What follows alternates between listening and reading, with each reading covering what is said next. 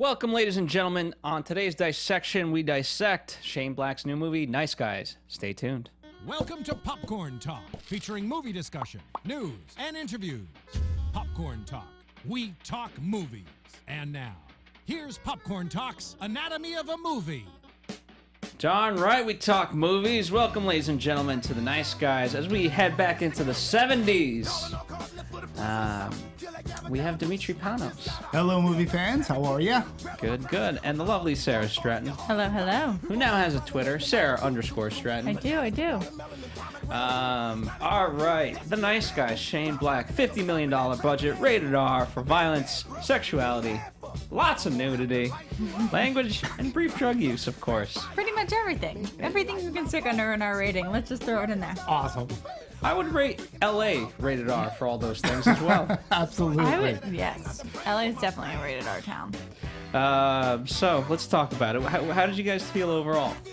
Ladies first. I always go to you first. I hate going first. Fine, I'll go first. I love this movie. This was a fun movie.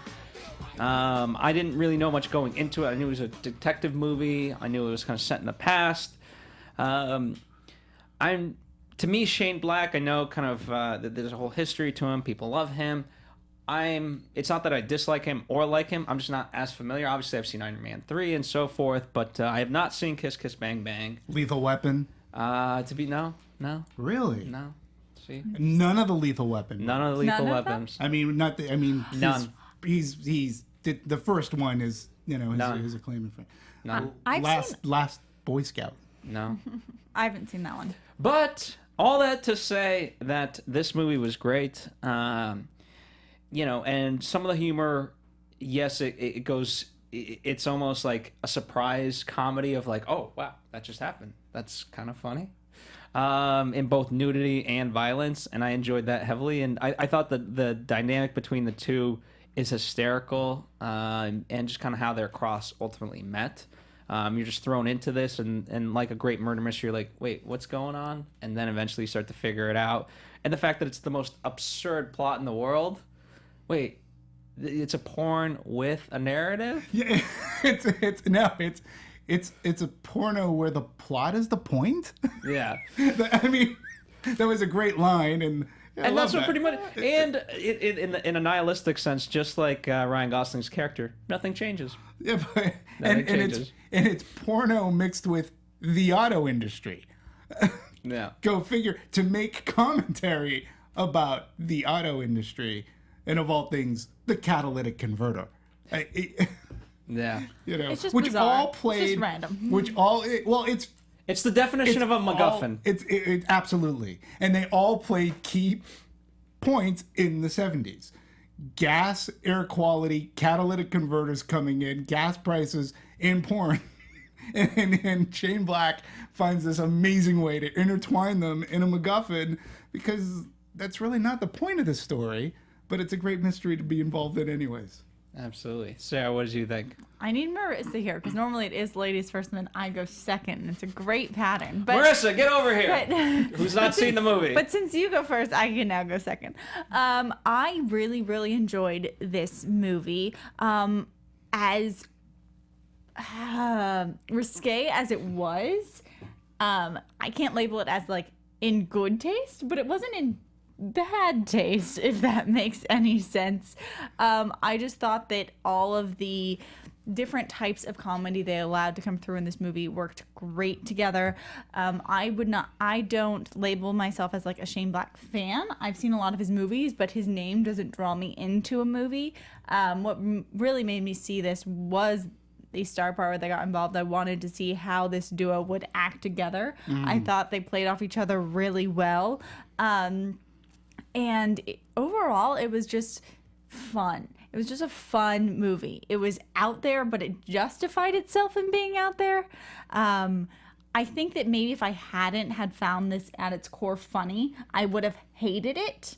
But since I was laughing and it was so enjoyable, I was able to forgive all the things that I think normally I would label as like, this is very misogynistic or this is very like rude and in bad taste. But because this was such an enjoyable movie, I don't know if I just forgave it all or if it worked well enough for me to like it. I thought the tone right from the get-go was set very well between the kid and the porno mag and Misty. Yeah. And then there she is in this horrific accident, in a centerfold type of way, Right. showcasing. And then it's just endearing. He just kind of covers her up. Right. Mm-hmm. Yeah. Yeah. So before I go into my Monster Squad, Nope. good God. So I love this movie. I've been waiting for this movie since they started advertising. I am a big Shane Black fan. And this is the guy that's credited for inventing more or less the buddy cop movie, in which all other like buddy cop movies like followed afterwards. Yes, there were movies like 48 Hours before Lethal Weapon, but he like really it was always dialogue, story, drama, action, and the way in which he wrote. And this guy has and at the time there was him and people like Joe Esterhaus who were getting top dollar, and this is in the 80s, where they were getting $4 million a script, which was unheard of at the time. And Shane Black, Last Boy Scout, Long Kiss Goodnight. I always felt that he was, people can say he might have been misogynistic, but he always wrote good female characters. Look at Long Kiss Goodnight, for example, Gina Davis. And he always treated kids, I felt, with respect that they deserve. And this movie showcases this, like, great. Ty Simkus, the boy that you were talking about, was in Iron Man 3. So, in any case, just going on, you look, this wasn't a nice movie, but for me, it was a hell of a good one. And it was hilarious. Shane Black's, to me, it's pistol whipped smart dialogue with a hint of Abbott and Costello. I mean, his references are in homage to L.A. Noire were fantastic. And this is a guy, too, who's weathered the storm, the Hollywood storm. He went away for a very, very long time. He couldn't get a script sold after, I believe it was Long Kiss Goodnight. And like this guy, nobody wanted to even look at him. There's a great story about Shane Black where SAG or the writers, the DGA, who's the Writers WGA. Guild, the WGA, and such. Like this guy was churning out hit after hit, and WGA is like pretty much when he went to apply, they more or less said, "We don't want you. We don't want you. We don't think that you're a party boy, and we don't think that your quality of script writing is good." And this is a guy, he went away for a little while. He had a little, I don't want to say... Hiatus? Hiatus is a good thing, and he had writer's block. And thankfully, Joel Silver, who still believed in him, gave him a shot again with Kiss Kiss Bang Bang. And then, Robert Downey Jr., and then Robert Downey Jr. returns the favor and says, "I want you in an Iron Man 3. And then we get Nice Guys, which he co-wrote with a buddy of his, but... I think once we start getting into how the genesis of Nice Guys, it's fantastic. It's a wonderful, it's original. Well, right? It's not a franchise picture. Well, it could be. It could be, but it's not on its own. It It works stands on apart. its own. Yeah. Well, the It doesn't interesting need to be part of a franchise. the interesting part to me, you guys actually pointed this out. And you guys didn't know that you guys did it together, but that the fact that it started off That's why as a I always TV go to show. her first. Yeah. The fact that it was going to be a TV show and it just didn't get picked up in that way. And for me, now knowing that information, what's interesting is that when you kind of look at it and where it ends up in terms of the end of the movie, it does feel like a TV show because nothing actually happened. And much like an episode, like you're reset for the next episode and whatever, if it's a network show, it's got 22 episodes, and you kind of go through that whole thing. And so it's just interesting how it's just drawn out in terms of 2-hour length with obviously a lot of sex, violence, and drugs. Well, the 70s too was a cornucopia, should I say, of cop shows between The Rockford Files, McCloud, Kojak, Streets of San Francisco. It's like what the medical drama is today or CSI is today. I mean, so he based his stuff off of like the Rockford Files and things. And yeah, I mean, it's just really funny that there's was even considered that they wanted to go television show, and CBS was sort of like, no, we don't. It's a little bit too edgy. I understood the rationale why CBS didn't want it. The one of the examples they reference in like articles and interviews is specifically when they put the little girl in the trunk. Yeah. And CBS was like, you can't put her in the trunk even for a minute. But they also referenced they took it to places like HBO, which you would think is typically willing to take more risks as far as nudity, violence, like.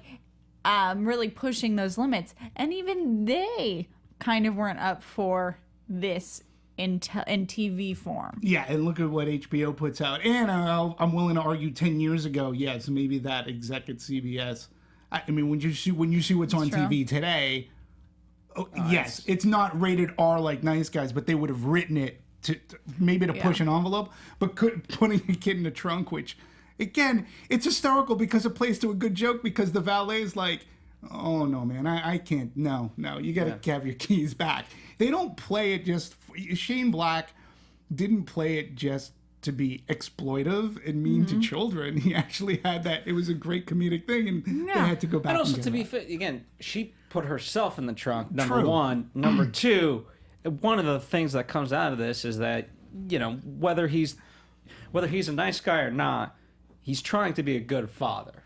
Right. Absolutely. Don't say and stuff. And It's a grounding part to the film. It's a key essential point on why this film works is that relationship, not only from the comedic aspect point and giving a kid kind of a more intellectual role, a more deep role, but it also grounds your main character to have something to fight for, and bring him out of this just like ridiculous drunken stupor. Right. Now, I actually sort of kind of related or equated the relationship between the father and daughter in this movie to another 70s great movie, The Bad News Bears, to Amanda to Walter Matthau's character, Buttermaker. I mean, where the daughter was the one teaching the father and such, and it had that sort of kind of dynamic. And again, when Shane Black, I think, always respects kids and gives them a little bit more empowerment.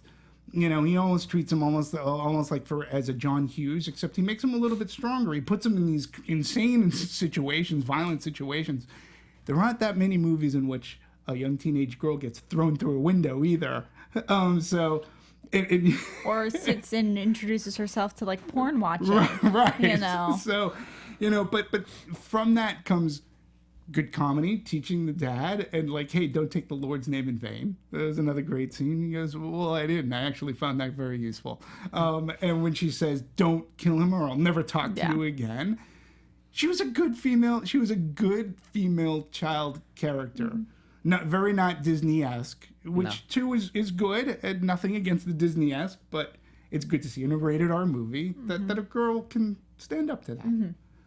Absolutely, and I have to also applaud if you guys like 70s cop TV shows, The Tomorrow Show, Kevin Undergaro's show.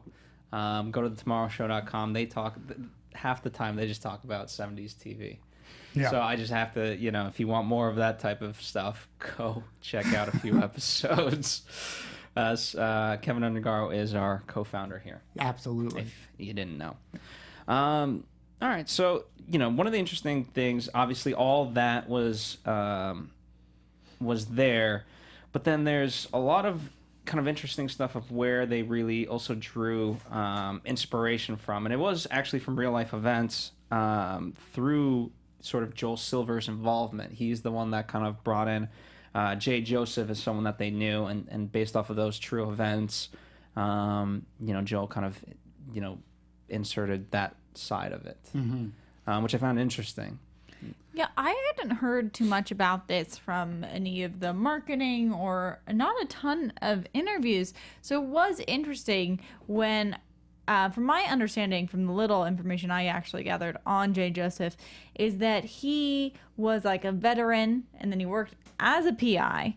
And he met Joel Silver, and throughout the course of his career, not just this particular movie, he's kind of interjected his some of his personal stories, environment stories, but it does draw from some of it draws from true events, not like the plot draws, but like little aspects. Well, and I think it's good. I don't know how much you can say that this is based on a true story or anything like that. And also, I don't think typically like comedies don't benefit based on a true story. Dramas unless do. you're like The Big Short, where you can, there are certain things like that where That real is life a events very are very rare- comedic. You're very right. rare exception. But and that's what's interesting though. The events that the nice guys, is swirling around are all actual events that were happening. There was big talk about the catalytic converter, Los Angeles, and it's smog count. Like telling people to stay in, don't go outside today. Before we still 6 sort of, p.m., right? yeah. We still sort of kind of get that today, but it was even. I heard about that on the East Coast. So and the catalytic converter was a really big deal. The auto industry, gas prices, things like that. They set it within this real events, but they just blow it up. Like they Absolutely. don't even. They just blow it up. That's all. And that's the fun side of it all, right? When you get the parody, looking back, I'm sure 10 years from now, what you can do with this day and age of what we're going through, Well, it would, The other parody. thing too is that people forget that porn movies used to be able to advertise in newspapers. So yeah, that didn't happen, I think, while I was alive. nay. It doesn't happen today at all. But porn theaters were able to advertise in things like the Boston Globe or the Boston Herald, and like that Pinocchio, what did you say to my face and talk about the first thing that comes up joke. Like that was a tagline in an actual Pinocchio porn type movie that was around in the 70s, and they could the 70s. It was almost anything. It didn't matter. It was like people weren't as sensitive. It's like, okay, so we have this Pinocchio porn movie next to a reissue of Snow White. Little Mermaid, yeah. So all that stuff going on was all very 70s centric, so to speak, along with the disco, along with the, There was one thing for me that was glaring. There was a glaring omission in this movie that I was a little bit surprised, and I don't know why it was omitted. I can only guess, but can anybody figure out? All I'll say is the setting of this movie takes place in 1977. Okay, so they had a billboard advertising Jaws 2, which was coming out the following year in 78. Okay, but there was another big event going on in 1977 that they did not. I think I have it in my They trivia. shied away from because it was really huge in Did someone 77. die? Nope. I'll say this: it was a movie event, a huge movie event. That it wasn't Airport 77? Airport 77. There was an advertisement for it, but it was much bigger than Airport 77. So it's the same star. It wasn't in the movie. This is the world's worst. Star Thank Wars? you. Star Wars. Like there was no marquee that had Star Wars on the marquee. Star Wars was huge in 1977. I don't see why you couldn't use the Licensing? just put letters up on a movie marquee that said Star Wars because Or in Star 1970 whatever. Legally, could you put Star War?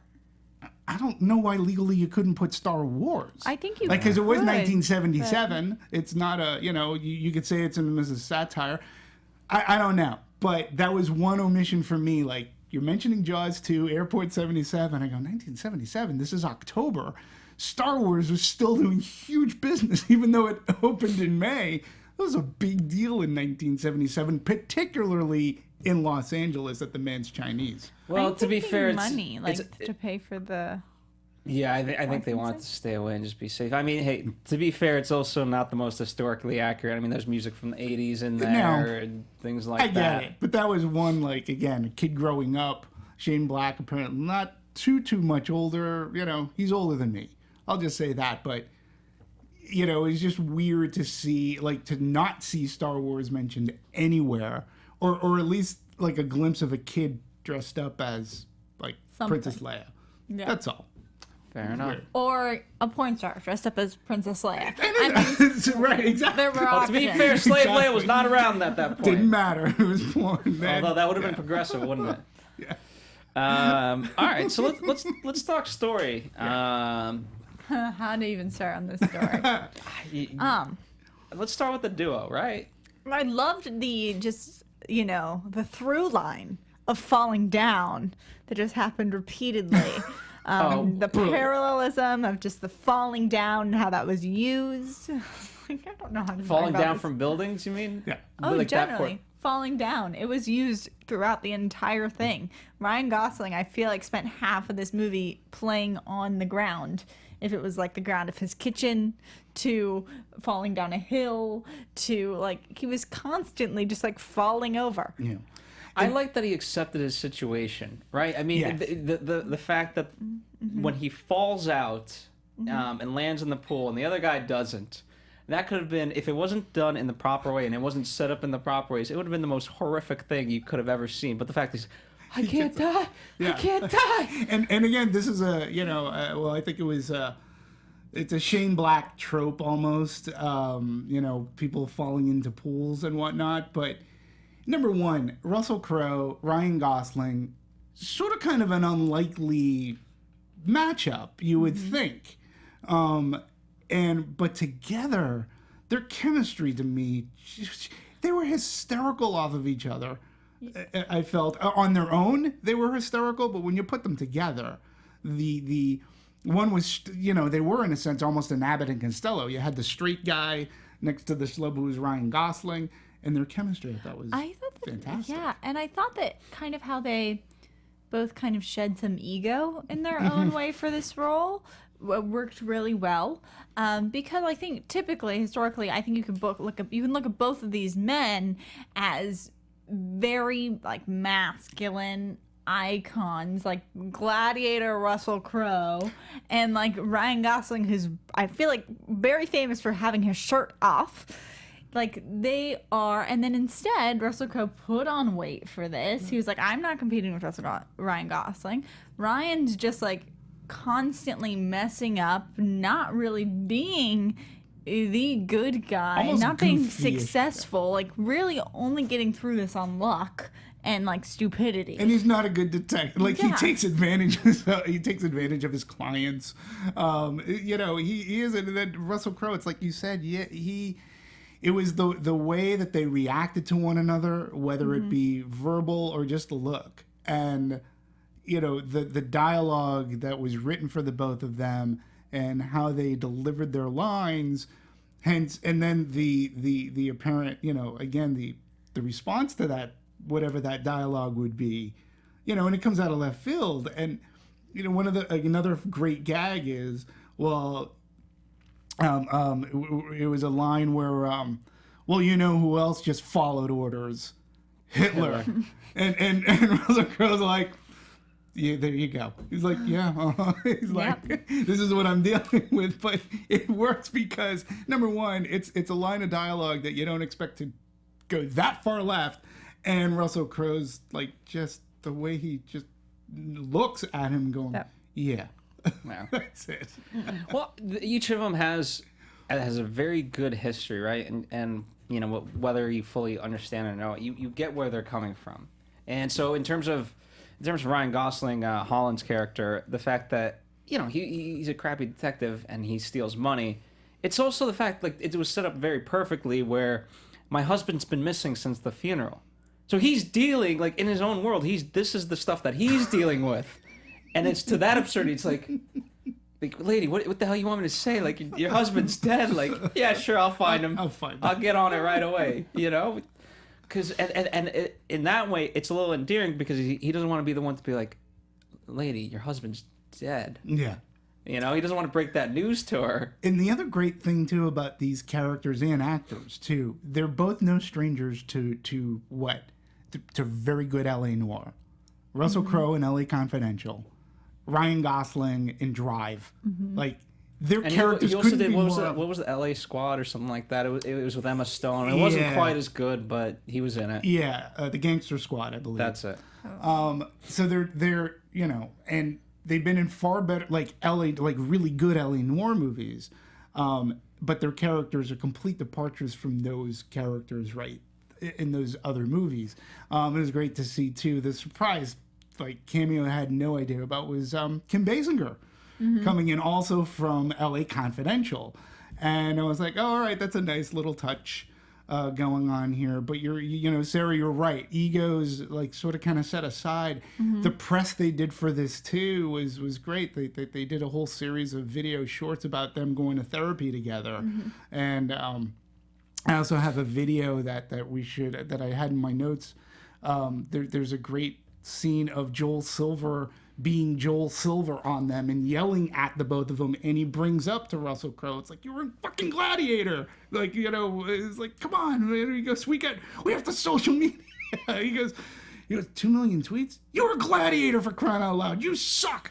Oh, that's not how I thought he was going to bring it up. I thought you were going to say, because I know that Russell Crowe, like, kind of refused to do as many stunts or any of things on this set. He used to do a lot of his own stunts. And he's like, no, my body's destroyed. He'll go through, and in interviews he's listed, like, everything that's wrong with him, his cartilage, his ribs, everything. And he said it made things a little bit harder to shoot because he was so strict, and they really had to pay attention to what was going to be done by the stunt double and how they were going to do all of this choreography.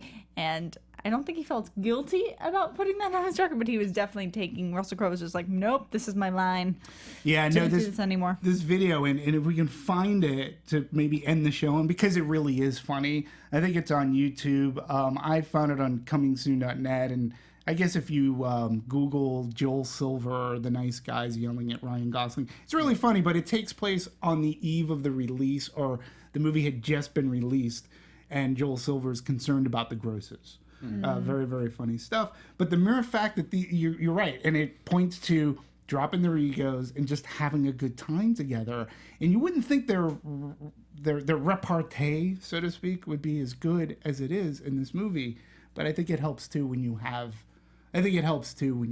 Shane Black directing them and writing the dialogue. Oh, absolutely. And you know what? Going back to the stunt thing, I think it actually works because if you look at Holland's character, he's much more sort of involved and kind of, he has a little bit more energy to do certain stuff. Whereas Russell Crowe's Jackson Healy, Jackson, he's a lot more methodical, and just even when the guys come to his apartment, the way he handles it is it's a very calm demeanor. Whereas you could see Holland just going a guns a-blazing and just getting out there by sheer luck. Yeah, and this is another thing that I really enjoyed about this movie too, is that it really did give background to each of our characters. So we're not looking necessarily at stock characters. Jackson Healy, again, it's a great scene where Ryan Gosling's like pissed drunk on this diving board, and he's like, hey, so tell me about this diner story. And he's like, no, and this is the type of Shane Black exposition that you get where the other character just falls asleep, but we learn about Healy's background, and that this one act that he performed in a diner of saving these other customers made him feel alive again. And, so you get where he's coming from. You also understand where Holland's coming from as well with his daughter. And again, what other movie has there ever been where a main character does not have a sense of smell? And it plays a major point. It plays a major plot point in this movie. I don't know if I'd give it a major plot point. Well, I would give it a slight. That's why the house burned down. That's why the house burned down. Yeah, but you don't see the house burn down. No. Well, I didn't need to. There was no house. No, there was no house, and they couldn't rebuild a new one. Yeah. So we do have the video. Zach, if you want to go ahead and pull that up. Here's the Joel Silver yelling at Ryan Gosling and Russell Crowe. That's good, man. I know, but Angry Birds is shitting all over us, guys. We're getting killed. People only care about seeing what they know. Neighbors 2's got a 2. Neighbors 2. I think there's a lot of unanswered questions from the first one that people want to know. You should be tweeting. You should be talking about the movie. About what? What are we supposed to do about Angry Birds? How many followers do you have? 2 million? Oh, yeah, like 2 million. That's not enough. And retweeting is critical. You got to tweet and retweet. Tweet, retweet. You got it? The one we trending yesterday? Yeah, but then Black China got pregnant. She what? It's a very competitive marketplace now. This is summer playtime. Every weekend, another big movie. Big movies. We're trying to find a place. You're comparing us to movies. I mean, this is not a Marvel movie. We're crawling through broken glass here. We need help. I mean, Downey is killing it. He's killing it. He's a one-man charisma machine. What do you want? Charisma machine. What's wrong with you guys? What do I got? I got 2 schmucks. You won an Oscar, what, 50 years ago? I need something fresh and unique that people gotta know about it. Congratulations, by the way. You deserved it. Who's a good night? What are you gonna do now? Isn't it enough just to make a good film? No! You're a fucking moron. It's not enough to make a good movie. I mean, we gotta get people in the theater. Come on. We have an idea. You dress up as Gladiator again, and Ryan, you're dressed up as, I think, a tiger, and you fight each other. It's funny. It's funny. It's a fucking funny idea. We're fucking getting killed. We got nothing. I can't stand it. So there I you thought go. that was actually a really good idea if he dressed up as a gladiator and Ryan Gosling dressed up as a tiger. I think that's a brilliant idea.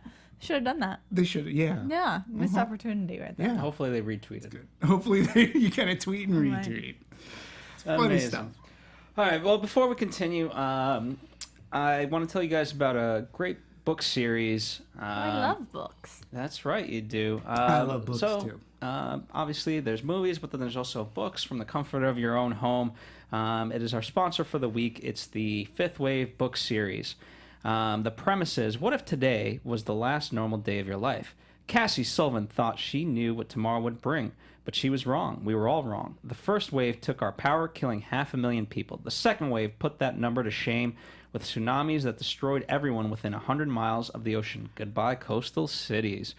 After the third wave, only the unlucky remained, survivors of a virus that left only 3% of the world still standing. On the fourth wave, the others became us, inhuman beings hiding behind human faces. And at the dawn of the fifth wave, we had to choose, give up or get out and fight. Already a great sci-fi premise. But that was only the beginning. In the last days, Earth's remaining survivors will need to decide what's more important, saving ourselves or saving what makes us human. Rick Yancey's #1 New York Times bestselling novel, The Fifth Wave, introduces us to a group of young people struggling to survive in the aftermath of this catastrophic alien invasion.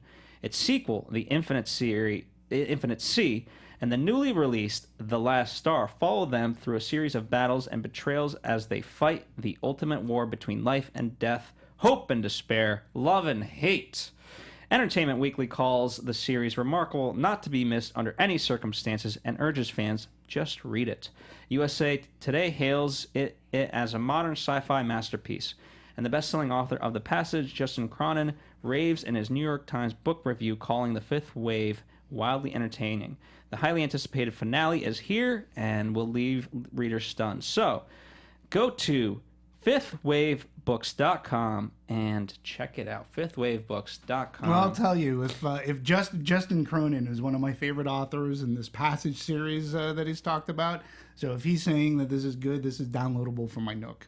If I can get it from Barnes & Noble, I will download that series. You can also find the books at the website, the Fifth Wave, right? .com? Absolutely. So check it out. And Demetri's no stranger to sci-fi. He loves sci-fi. Absolutely. A lot of our fans, you guys love sci-fi. I love sci-fi. Sarah loves sci-fi. Sarah loves sci-fi. I just got left out of the analogy. I didn't want you to go first. You don't like going first. So I don't like going first. I like going second. Number 2 is like my number. Okay. Actually, number 22 is my number. Well, now it's Double number the double. 5. What? There you go. No, it's number 5. No, So- it's number 2 because I would die in the second wave because I live close to the coast. Unfortunately.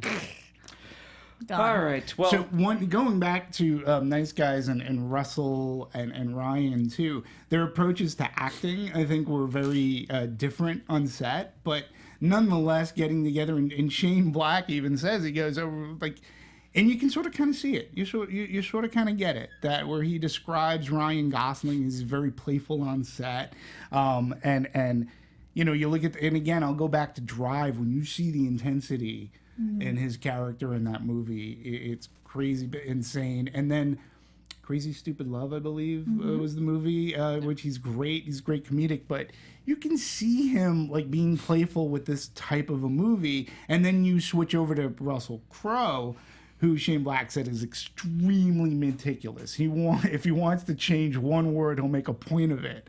And Russell Crowe has had, let's just say, a reputation throughout of he could be a little bit difficult to work with, but I think that maybe the years have softened him a little bit, not just physically. I'm not, but again, I think when you're working in a modestly budgeted movie such as this, that there are some things that you have to, you're going to go in and understand what this could also do for your career, which I think for both of them, I don't think it damages them at all. I think Russell Crowe comes off great, actually. The best movie he's done, in my opinion, in a while. In a little while. I agree with that. I thought it was interesting how they both got cast. Right. Russell Crowe really enjoyed the script, was on board, but he described the narrative as thinking it was really dense. There was a lot going on. He got presented with a list of actors who he was set to star with. And when all of them were so comedic, he rethought doing the role. Like, he had invited Shane over to dinner, was going to make a mistake, and was going to tell him no. Was going to be like, I read this completely differently. I'm not going to do this. And then before he could get to that point, Shane says, actually, Ryan Gosling's on board. And the whole objection completely got pushed aside. He was like, with that actor, Russell Crowe could do it. And then Ryan Gosling, who some people have rumored to say is famously really tough to cast, he was completely sold by the script and was really easy to get on board.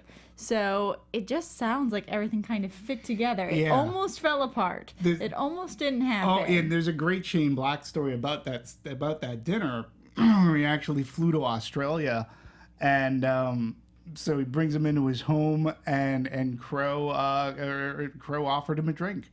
And Shane Black said, no, thank you. And he's like, well, why not? And he goes, oh, you have one drink, the next thing you know, you're in handcuffs. And, and Crowe's like, I like this guy, he's sharp. But that is typical Shane Black dialogue. And again, going into his history, he boozed it up a lot. He no longer drinks, and, he'll put that into this movie. That, again, is another one of those things that gets completely flipped around. You got Russell Crowe, who throughout the entire movie is so hard trying not to drink. He's so, every scene, whether he's at this disco party or where he's at this hotel, so trying not to drink. And at the end of the movie, he's at a bar, and Ryan Gosling goes, "Oh, you're back to drinking again. That's good." And it's just a great line. But you can see that this is coming back from a Shane Black who did booze it up a lot, and when he became sober, but that's a great, Shane Black. That's real dialogue to Russell Crowe. Yeah, you have one drink, and you end up in handcuffs. And I like that. And there's a respect between our three main actors, the two actors and director, that really shines in this movie too. But I love that he flew to Australia. Absolutely. Let's talk about Amelia, right? So she's the crux of this whole entire mystery. And part of part of the mystery is figuring out, is she the main person we're going after? Because half of it's like, well, it's Misty. Is it Misty or is it Amelia? Because the crazy woman kind of throws us on that trail of like, I saw my niece Misty. Right. Amelia. Well, the costuming was beautiful. Her dress was fantastic. The yellow one? Fantastic. Yes, that yellow dress was fantastic. But she drove me crazy. I just wanted to just make her stop running. I just wanted to stop her. And do what with her? Just stop her. If she just stayed put, things would be so much easier. And she just kept running. But I thought that it was nice to always be having someone, I guess, to chase throughout the film. Well, throughout part of the film. I mean, again, it goes back to that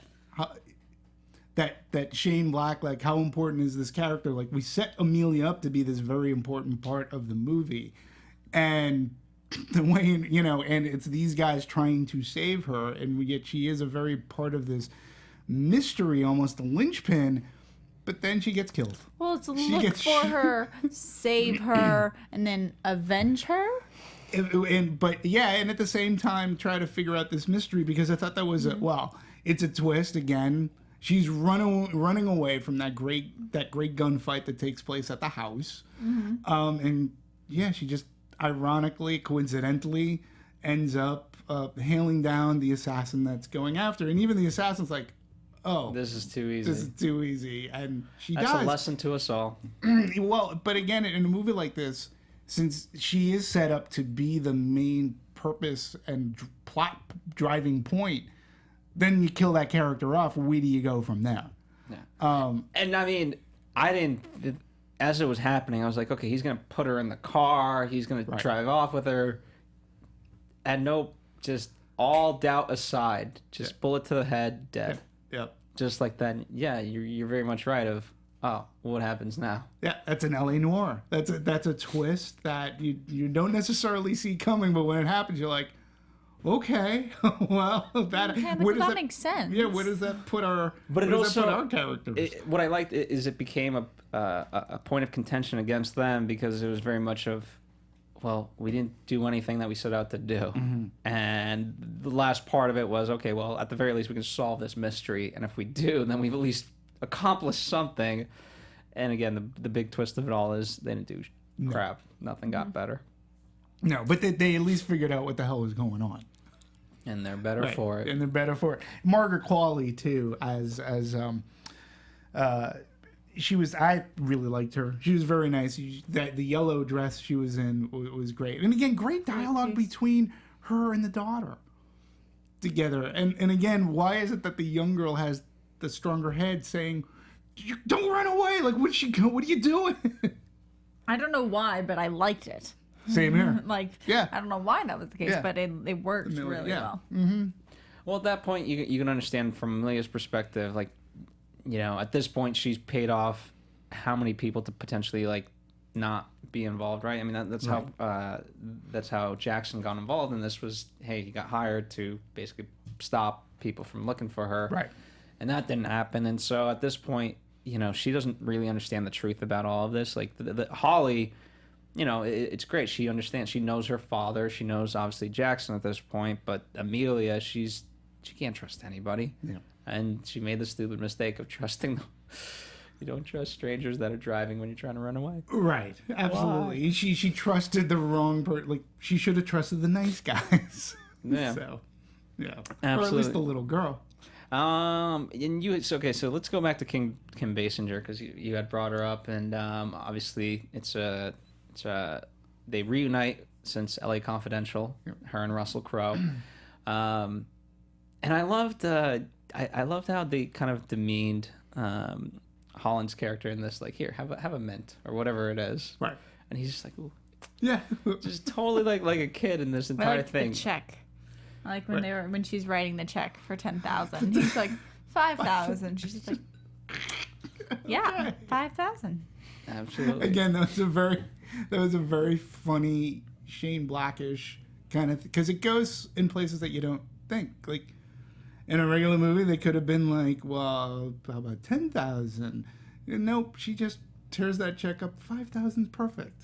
Yeah, let's do that. I was wondering, we've been giving this movie, I feel like, a lot of praise. I think the look of it's great. I'm sure we're going to talk about that. Was there anything that stood out to you guys that you didn't particularly like, besides Star Wars not being mentioned? Or... you know, here's the thing. This is not a nitpick. I really want a sequel to this. Only because they left it so open-ended and so fun. I don't know. If I had to nitpick anything, it's tough. I don't know exactly what I would nitpick. You know, other than again, I think you have to. The biggest thing that I don't think works for audiences is the ending. Mm-hmm. But you have to understand why that ending is the way it is, and it's a very bleak ending. It goes back to, you know, like the sun comes up and the sun comes down, and nothing changes. Right. And you know, if you don't want to accept that as a form of reality, you're gonna not like this movie. Mm-hmm. Yeah, to an extent, but again, you know, and I know I'm talking to there's here who maybe not, you know, you're not the Shane Black fans, but for me, the ending of, you know, one of his tropes too is, and if you look at all of his movies, Christmas time is involved in one way, shape, or form. It's even in Iron Man 3. Mm-hmm. And this movie, it started in October. Where does it end? It ends at Christmas time. Like, that's just one of his, it's like, and I was even wondering, I was like going, wow, this could be the first Shane Black movie that he's done that doesn't have Christmas involved. Up there we go. And I know Monster Squad isn't set around Christmas time at all, but I love that thing, and I loved how it ended because you're right. Nothing really gets settled. We're going on, but the dialogue in it. Number one, the whole thing about setting up the nice guys detective agency was great. The dialogue about electric cars was within 5 years the Japanese are going to make these electric cars. Okay, so it was a little bit off, but it's just funny stuff. And yeah, the sun rises, the sun sets. We figured out for ourselves what's going on here. You can see this as being sort of kind of episodic in what other mayhem they get themselves involved in. I can't think of anything that I can't point to anything that I didn't like about this movie. Again, this was one of the movies that I was most looking forward to seeing this summer. And the only slight inconsistency, they were both baffled by what's it, Savage Sid or Insidious Sid? What's his name? The porn producer. Oh, but when they found him dead, I expected Holland to react that way, but not Jackson. Jackson was a little, I expected him to have seen enough death where he wouldn't be just thrown off by it and want to vomit. So, but again, it's just overall, like if there's a glaring plot hole or anything like that, I missed it. Like I'm very hard pressed to nitpick anything really. And is it the world's greatest movie? Is it for everybody? Not necessarily. But for me, I do like noir. Going back, like Maltese Falcon is one of the movies that I used to watch over and over, and I just like these types of movies, and I like how it flipped it. Right, going back to the whole alcoholism thing, detectives drinking alcohol and smoking cigarettes—that's a trope. But they're, you would consider a functioning alcoholic, right? And that was like a thing to look up to. This guy could drink 6 bottles of whiskey and still get the job done. This guy can't even drink a sip without like tripping, so it's just funny, and I like those two elements together. Yeah, I'm hard pressed to see that for me, very well paced and going. Yeah, it's very hard for me to find anything that I could even so much outside of Star Wars. I could say okay.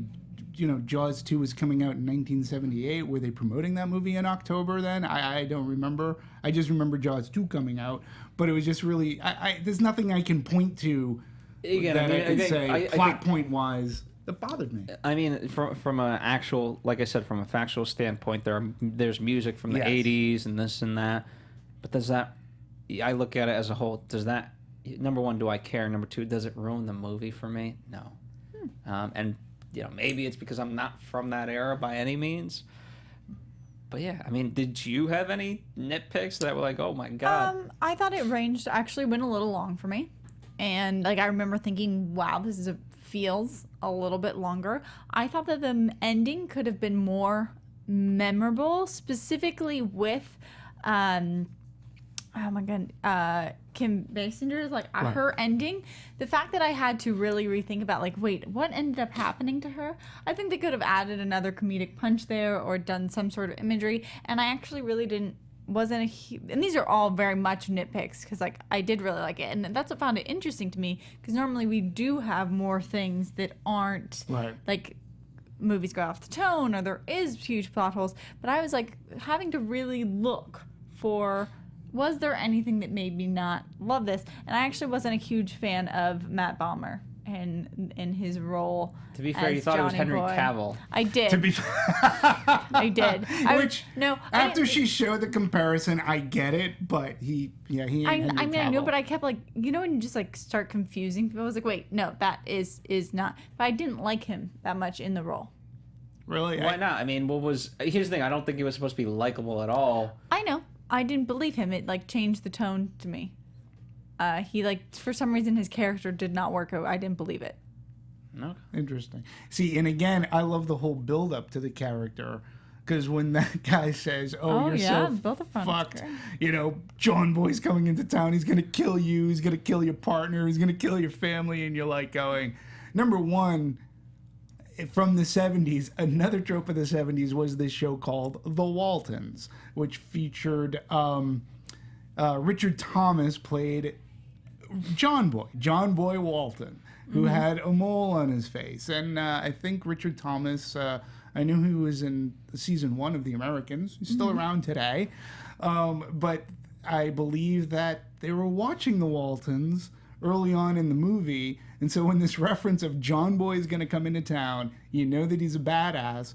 And the whole thing is, why is he being called John Boy? And, oh, he wears glasses and he has this, he looks like John Boy. and you couldn't pick again, a complete 180, because John Boy Walton would not be this character. And that this John Boy is an assassin, a ruthless assassin, who has no qualms of throwing kids through windows. And I don't know, that gunfight too. I Well, here's was the thing. great. You had to, I thought they did a good job. You had to escalate the violence of, quote unquote, the bad guys, because our nice guys were not that nice, as they Right. point out. And so, Or extremely skilled. so in comparison, you had to do even more horrific acts of violence to lessen. No, these guys aren't so bad. Right. You know. I did have, I found one nitpick, if you want to nitpick. So at the hotel, while the car show is going on, the whole thing about the projectionist, and getting him, he was still alive in a dumpster. Like, when that seemed to be just to move because everybody else in John Boy's path ends up dead. Gone. Gone, and he just seemed to be beat up really bad and in a dumpster. Ah. Okay, there's my nitpick. No. That's it. So We got one. we got one, but I'll follow that up. How about the first time when they were in the Burbank hotel, when they were in that Burbank hotel, The Burbank the Airport. Burbank airport? Okay, Is that a real thing? The funny scene. Oh, so there's a scene with the bartender, and then they're going up the elevator.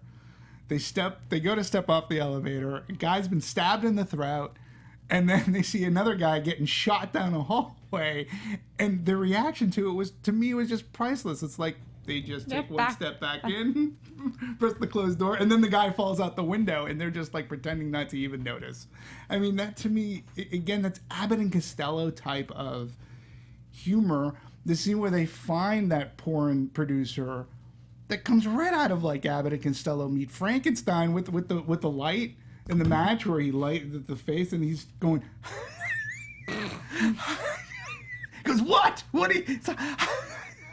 And I'm like, I was in tears. I like literally in tears, laughing so loud at that. Who does that today? Shane Black. It was just fantastic. Let's talk about L.A. Overall, some of it was shot in Georgia, but Yeah. some of it in L.A. But for Shane Black, it is a trope to use L.A. and it is kind of its own character, right? And I forget which one of you pulled. There's like a bunch of quotes about Shane Black talking about specifically L.A. and what it means to him. So if one of you did that, I think we both probably did. Maybe referencing the same article. Yeah, we're probably referencing the same stuff. But it is, like, he talks about LA as his promised land. It's something that he holds very dear to him. There's this timeless sort of entropy about LA, which he loves. People don't go up in a flash; they just disappear with a whimper here, and the sun bakes us all into the ground. At the same time, there's the illusion of glamour, and I love that the '70s was you had the Hollywood sign in tatters. Yeah. So there just seems to be so much more than LA has always been a central part of film that Shane Black really does feel an imagery and connected with and symbolism in the setting of LA, in what beauty means here, in what fame means here, and how, and kind of the layers of people in LA. So he doesn't use it because it's a popular or well-known place. He uses it because it means something to him. Yeah, the atmosphere, and plus he's a big fan of pulp fiction type detective novels, which a lot of them take place within LA. LA sets itself in such, it's a great noir. Whether you are talking about Humphrey Bogart or whether you're talking about Chinatown, which this movie somewhat plays with, to an extent. It's a great noir town. Into his argument about people finding him like misogynistic about, with women, and, but he said there were so many women who came and, busloads and busloads to become that star, and they end up working in real estate. And I've got nothing against working in real estate, but this town can use him up, and your dreams can get squashed. And again, he's a person that lived that L.A. lifestyle. When he sold Lethal Weapon, it became what it was. And he was starting to get $2 million, $4 million for a script. He was, he was partying it up in his house. Like, that's what he wanted. That's what he believed Los Angeles Hollywood was all about. But when you can't get into the WGA, even though you're writing hits left and right, and they feel that you're not good enough, you're not good enough to be in our union, in our guild.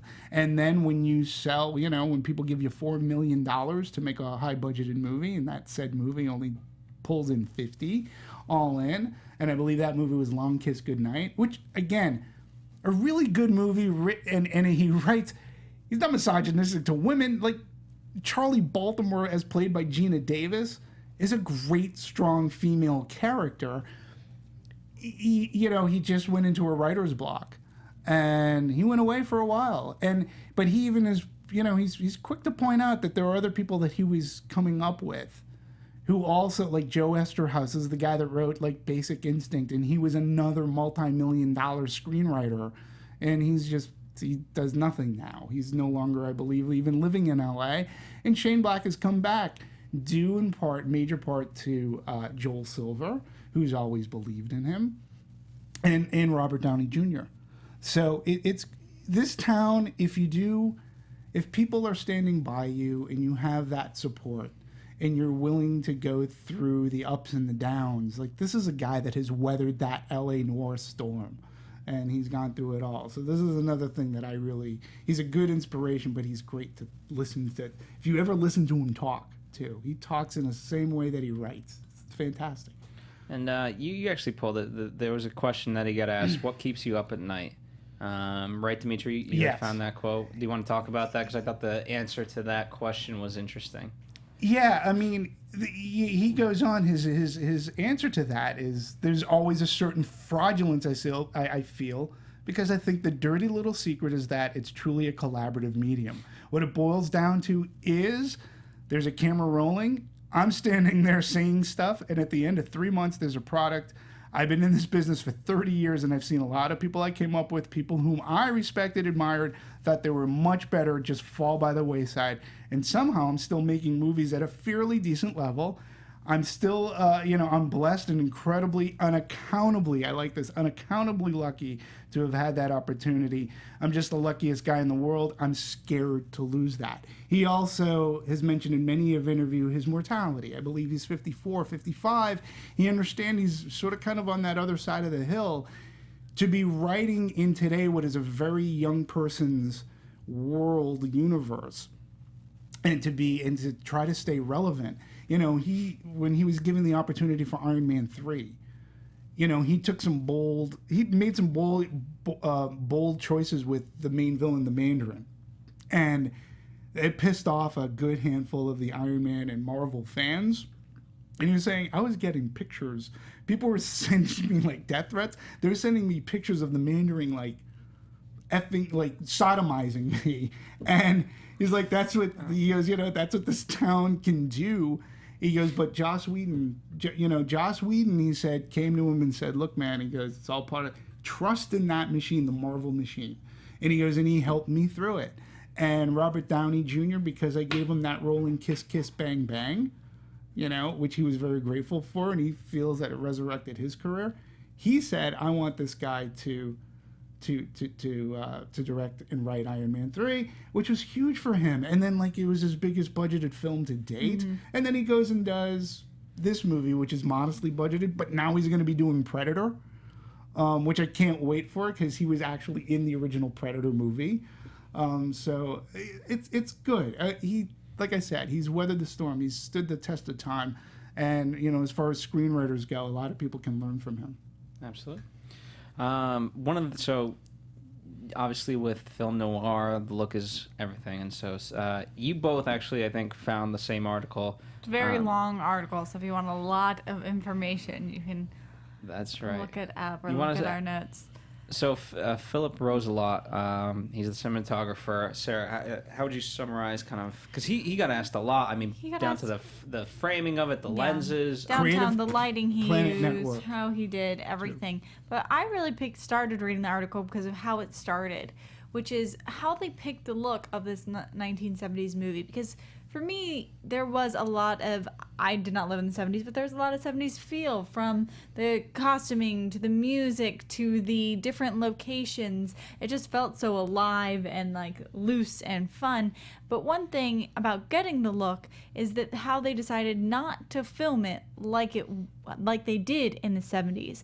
And Philippe says that he was working in the 70s. So what did that even mean? What did that talk about? There were so many DPs and filmmakers working in the 70s. Were they going to go back to that old technology? And he felt that the film didn't need that. He just thought that they could film it for what they have today using the techniques they know now, and that it wouldn't look, he didn't want to have to change the look. He thought that the material and everything else involved would carry that essence. And I think that it's true. There was no part of me that wanted to watch this movie in a different filter or in a different look or with different angles. I thought that the fact that he kind of just owned his own vision and didn't try and copy served this film very well. Yeah, and I believe it's his first time working. You're right. Mm-hmm. Gonna make it. You guys continue. I think what else for me, anyways, that was interesting was I believe this is his first foray into digital. It is. And they could have gone in a sense, because Quentin Tarantino does this, and I'm not picking on Quentin Tarantino. He does it to effect, and it works for him. But sometimes he will make a movie of that time period, and he'll like have the scratch, like his what was the Grindhouse kind of movies, okay? And he'll add the scratches and the pops and things, and they could have gone that way in this movie for sure.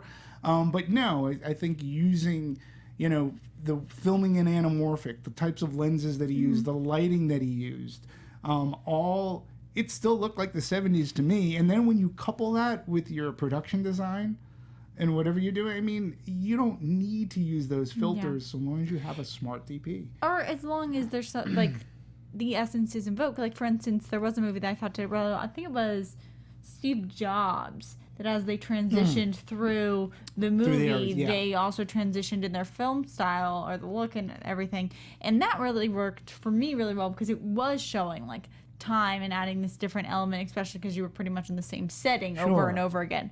But this film, when there was so much flavor to it, it didn't need anything more. No. I think it would have been too distracting. Yeah. What I also liked, because he got asked about the types of lenses he used, and he used prime lenses as well as zoom lenses. Yeah. And it's always interesting because people get so hung up to me about primes versus zooms, and he admitted we used zooms because it became faster, and I finally like that because it really does. You have no idea. Every time I hear lens change, like if I've ever made a movie, lens change takes 10 minutes. And it slows everything down. And so it got, and I think I finally like someone incredible like him to say, you know what, we use these. It matched pretty well with everything that we had going on, and it sped up the process. Well, yeah, he has an interesting thing, and this is a great behind the scenes. Take a look. Where he's asked about what's your process of setting up a shot. And he's like, well, Shane first will block the action. Then we discuss how we're going to shoot it. Okay, we need this shot, that shot. We don't need that one. Breaking down the scene is a matter of figuring out the important aspects and making a little list of what you need to see in order to understand and enjoy the story. What do we need to make that chart or scene funny or dramatic or interesting? I'm not saying you have to write this kind of thing on a piece of paper. Once you've done that list, it's not brain surgery. You just sort of look and see from which position you can achieve that. Then ask yourself, do you want to move the camera? Then you ask yourself, moving the camera is basically deciding how you can accelerate, slow it down, intensify a shot, an idea or purpose. In order to do that, you have to have a very good knowledge and understanding of the script. what I do most of the time during preparation is basically read the script and know as much about it as I can. And that to me is very, very interesting because we always talk about collaborative, like when you're making a movie between your director and his crew, you know, the director's like, well, I want this shot, and he's got to figure out how to light it, do whatever. But I just, know the script, know the shots that you're going to be looking for, work it out with your director. He's all about it's good grasp. efficiency. Efficiency. That was his big efficiency, word efficiency, from the article. efficiency. Yeah. So, Yeah, and to anyone who's making a movie, I mean, there is something like everyone always kind of. To me, the way I always approach it, block, light, shoot. You go in and just in this way, you block it out first, and it takes a little bit of time. But once you have it, then the day can go by pretty fast. yeah. And And it seems efficiency like he helps agrees. with budget. It helps with budget, and like he even had, he said we used LED panels often because they're easy to hide.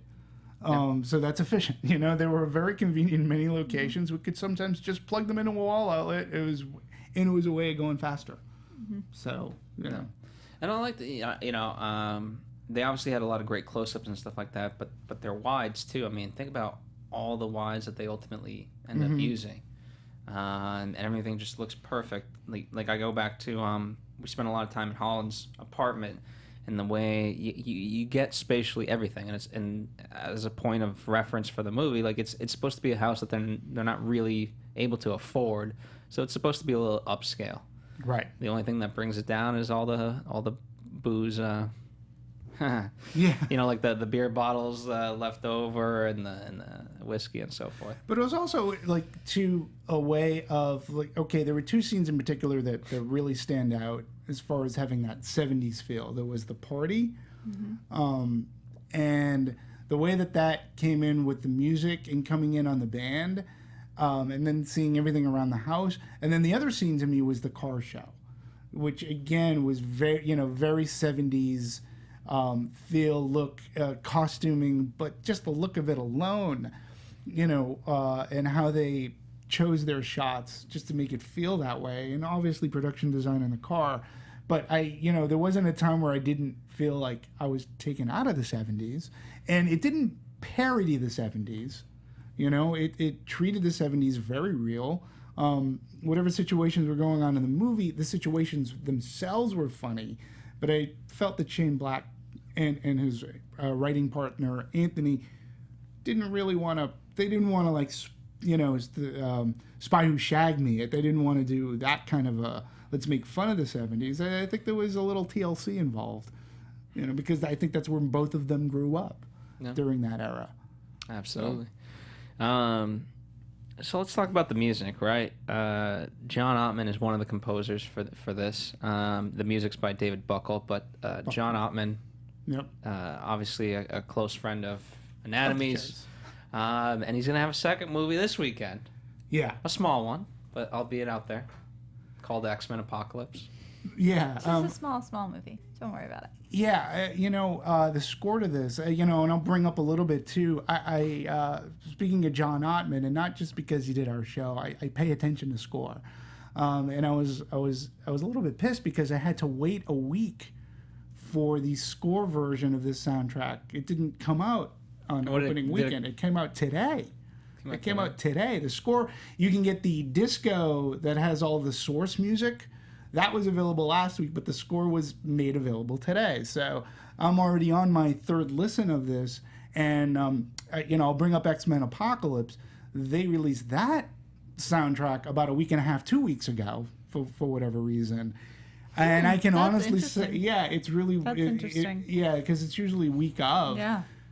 What I can say about Ottman's score, and I can, and I have to talk a little bit about both of them, is that I really believe, for as far as being a composer, I think right now he's at the top of his game. I think what he does for Apocalypse is probably his most ambitious today, and I'll get more when we talk Apocalypse. But this score is just what he channels along with David, I believe it's David Buckley or David Buckle, yeah. David Buckle. What they're able to channel is score from, I was listening to things from SWAT, the Rockford Files, to Dirty Harry. He was really bringing in a lot of these awesome references to make the Nice Guys theme. and have it play out. And it literally is a fun score to listen to, just because of all the influence that's in this. And he uses orchestration along with, like guitar, that like type of thing that was very popular in the 70s doing. He also uses a lot of horn. Like if you watch Dirty Harry, it's very structural orchestration with jazz kind of little shivering kind of music. It's great stuff. Literally, I think Ottman is on the top of his game as far as composership goes. And the crazy part is, I mean, he's a composer editor. Yeah. He's award winning in both. That to me is just crazy because his schedule must be. I mean, he did the Days of Future Past and Apocalypse. He's done every summer movie editing wise. Yeah. Yeah. And composition wise, and Yeah. that's the crazy part is that part of it when he gets to the end of the run is how do I gotta compose this thing now. I gotta wrap editing up. Yeah, and he didn't have to edit this movie, but he also did Kiss Kiss Bang Bang, which again is a very L.A. Noirish kind of a movie, not set in the 70s, but it's a contemporary movie, but it has a and noir he did feel. Usual Suspects. Yep. And Ottman did the score for Kiss Kiss Bang Bang, which again, you listen to that score. One of the title tracks features Robert Downey Jr. singing. He's great. And he does a really good job in capturing the mayhem and mystery of Kiss Kiss Bang Bang. And then in Nice Guys, he does a great job along with his co-composer in capturing the 70s. Kiss Kiss Bang Bang, one Easter egg that I really noticed right within the first 20 minutes of the movie. Bang Bang Kiss Kiss. Bang Bang Kiss Kiss was right up on a marquee where our characters were standing in front of us. There we go. It's awesome. And Good that was stuff. the name of a porn. And David Buckle, he's done more TV. So like he's done a lot of Good Wife. Recently did Brothers Grimsby, and then did a bunch of video games. Batman: Arkham Knight, which was a great video game. So kind of a range there. Yeah. But I think I'm curious to see more from him. I mean, I think he'll grow. I think it was a more. good collaboration. I think so. I would love to hear from John, because I remember there was one time where he gets a double bill. It was on a Halloween H2O, in which he's credited as composer, but then they brought in somebody else.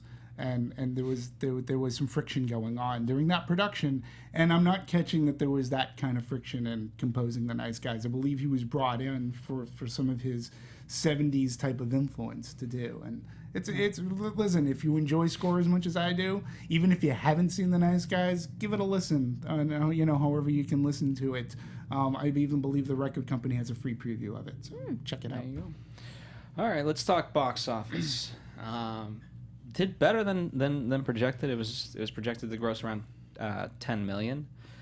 Came in just over that overall. And worldwide total as of now, 15.3 million. On a $50 million budget. We got a way to climb. But But the reviews are good. views are very good. Cinema score, it's a B. It's a B minus the last time I checked, which sort of kind of bummed me out. It did. Because I'm like, what the hell, people? Like, I can't, and anybody who tells you that they have their finger in the pulse of the movie-going audience, like, the movie-going audience will clamor and cry, I want originality, I want something I've never seen before, and then they're giving them that product, whether it's Nice Guys or something else, and they don't go. They don't go in droves. And then they'll continue, like, look, support a Civil War, I get it, it's a great movie, but when that There was that given to joke you- of, I think Shane Black said, this is actually being questioned about the sequel. He says, I think it's a little premature to consider a sequel. I don't believe in jinxes necessarily, but we really need people to see this one before we can even talk about that. We're up against some stiff superhero competition. We just need people to, maybe see Captain America 6 times, but the 7th, see us instead. Mm-hmm. Yeah. Which is true. It's legit. I mean, Zach was in the booth. How many times have you seen Civil War? 3. 3 times. And he was considering a 4th. Seriously considering. I just can't find the time to see any more movies. Yeah. It's just really interesting, and I get it, but this is a rated R movie.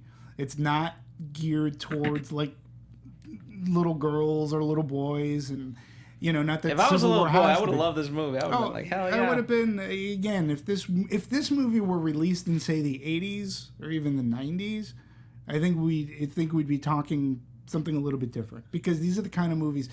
The 80s and 90s did not shy away from making R-rated movies, because they were actually, the audience for them could have been sort of kind of a cross-section. The only thing that I see different from this movie, and because a lot of people are comparing it to Kiss Kiss Bang Bang, is this movie does not have a romantic interest in this movie. It is I was somewhat, glad it didn't. Yeah, It would have been bogged down. It would have been forced. It didn't need it. yeah. I don't think it needed it either, but that's the only thing that Kiss Kiss Bang Bang has the same type of smart dialogue. You have Michelle Monaghan, who's fantastic. Think about in it this way, Robert Downey. I mean, ultimately, I don't know. To me, it comes, why do you want a love interest? Well, you just want a hot girl. Right. To me, at its core, like you got plenty of hot girls throughout this whole thing. True. So why do you don't need the love interest Yeah. part of it? Yeah. No, I don't think it suffered from it. Why are you Where looking at Kiss- me that way, Sarah? You disagree? I don't think that's typically why you need a love interest. Is for Well, that reason. Michelle Monaghan, though, in Kiss Kiss Bang Bang, I can argue, is a really strong female character in that movie. Again, Shane Black is not one who shies away from either writing strong kids and or strong women. Some of the characters in his movies could be not nice to kids and or women, but his leads and I think for the most part he really treats them with respect. You didn't need a romantic angle in this movie, although they were trying to set it up with Ryan Gosling and the girl who gave them the money that wasn't the money. That wasn't the money. Again, what movie are you gonna get a honeybee in your back? Like when he was like sleeping, when he fell asleep driving, and then the honeybee is in the back of the car. Yeah. Where's your secondary gun? Where's your secondary Oh, I gun? must. I dreamt that. He goes, I think I Shoot. dreamt that, didn't I? Like that's another great scene too. Absolutely. So again, you want to look for something different this summer, something that is original, something that's going to entertain you. Go see The Nice Guys. I'm not saying don't see X-Men Apocalypse. I'm going to see X-Men Apocalypse. I'm gonna say go see The Lobster. Yeah, I'll probably go see the Alice in Wonderland. I'll The see Lobster The was Lobster good. too. I like that. It's a good Good movie. So there's plenty out there. Yeah, absolutely. All right. Any last thoughts as we wrap this up on The Nice Guys? Do you guys want a sequel? I I do do. not need a sequel. What? I do not need a sequel. Okay. Okay. I would love a sequel. I'm not sure we're gonna get it, but I would love to see these two guys together again, working with Shane Black. And again, only if Shane Black is Down for is it. captaining that ship. To put these characters into somebody else's hands, I'm not sure I would really No, I'd buy be it. yeah. that wouldn't be. So only if the three of them were on board to make something would I buy into it. But with that being said, I'm really looking forward to and very happy that Shane Black continues, and I'm looking forward to his Predator. I'm looking forward to what he has coming up next. I really do. Absolutely. Well, all right. That's about all the time we have for today. If you guys want, you guys can download the entire rundown that we use that has all of the specific notes, the specific quotes that we don't always include, but we draw from when we do our dissection. So check that out. It's in the description of the of wherever you get it, iTunes, YouTube, the website, so forth, and it has it. Just download it. It's a PDF. You can refer to it that way. And of course, comment along with us. Let us know what you guys thought about this movie. I think it's fantastic. In the meantime, you can also tweet with Demetri. At DMovies1701. That's right. And Sarah does have a Twitter. At Sarah_Stretton. That's My right. Twitter. And it was recently her birthday. It was recently our birthday. Absolutely. recently We both share the their same birthdays. Happy birthday. Thank you. So, Thank you. And Phil, at the very least, try to see Monster Squad. got which some you homework. did with You Fred have Decker. homework. You gotta at least see the first Lethal Weapon movie. It's actually sort of kind of a dark movie, but Let me wanna know see- if anybody wants to Netflix and chill, and we'll do it. All right. All right. In the meantime, thank you guys for joining us. As we said, we will definitely be covering X-Men next week. We've got Alice Through the Looking Glass. Is that what it's Through the called? Looking Glass. Down the Pipeline, Teenage Mutant Ninja Turtles, so on and so forth. Tons of movies in the summer. We're Summer gonna movies. Star Trek. Star Trek, we've got that coming down the pipeline, so definitely check it out. Also, if there's finally movies that you've got around to seeing, that we've done in the past, check it out. We've probably done Anatomy for them, assuming it's 2012 onward, I think. Anyway, thank you guys for joining us at the Popcorn Talk, at Movie Anatomy. Check out all those other shows here on Popcorn Talk. They're wonderful. In fact, Action Movie Anatomy did their version of Nice Guys, so check that out. Very different show from ours, so the two always ends up being a nice companion. And tell your friends. Bye. Bye.